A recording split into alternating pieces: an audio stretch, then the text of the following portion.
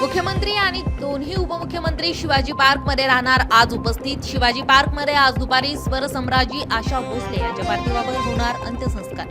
बोंधू अशोक खरातची आज संपणार पोलीस कोठडी. खरातला तिसऱ्या गुन्ह्यात पोलीस कोठडी, चौथ्या गुन्ह्यात पुन्हा पोलीस कोठडी मागण्याची शक्यता. डॉक्टर बाबासाहेब आंबेडकर जयंतीच्या पार्श्वभूमीवर पुण्यात शांतता राखण्यासाठी पोलिसांची कारवाई. पोलिसांकडून 135 गुन्हेगारांवर 3 दिवसांसाठी तडीपाराची कारवाई. डॉक्टर बाबासाहेब आंबेडकर यांच्या जयंतीनिमित्त 14 एप्रिल रोजी पिंपरी चिंचवडमध्ये वाहतुकीत बदल.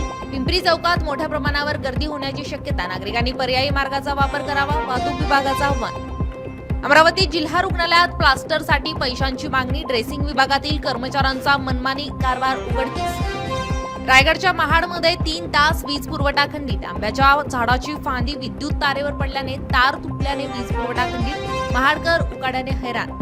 इंदापूरच्या भिगवणमध्ये विद्युत पुरवठा सातत्याने खंडित. पुरवठा खंडित झाल्यामुळे संपूर्ण गाव अंधारात. महावितरणच्या दुर्लक्षामुळे नागरिकांमध्ये तीव्र संतापाची लाट. बीडच्या बालिका आश्रम प्रकरणाला ट्विस्ट. 5 तासात मुलींचा शोध घेण्यात पोलिसांना यश. पुण्यात सुरक्षित सापडल्या 2ही मुली.